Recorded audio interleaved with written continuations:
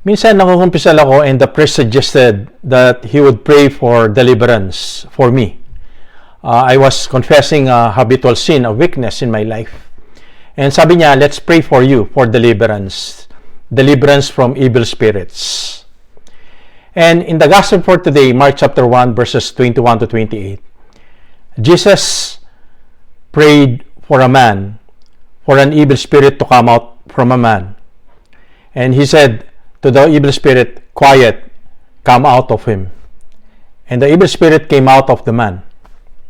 Umalis yung masamang espiritu sa katawan o sa kaluluwa ng lalaki. And we know that Jesus Christ is real. God is real. And Jesus Christ is fully God, fully man. And we also know that yung kalaban, evil spirits, are true. Totoo din yung mga evil spirit, yung mga masasamang espiritu.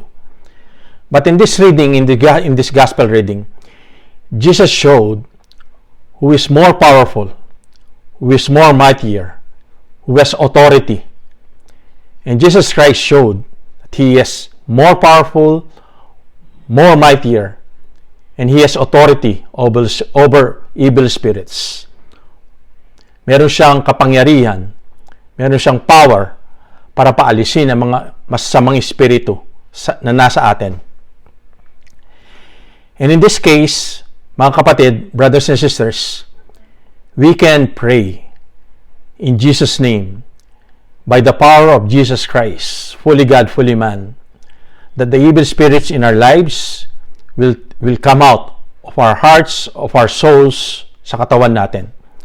We can also pray for one another, intercede for one another, and invoke the powerful name of Jesus Christ, fully God, fully man, that evil spirits will come out of our souls, of our hearts and minds and bodies.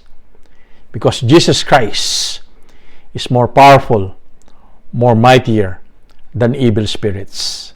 Amen.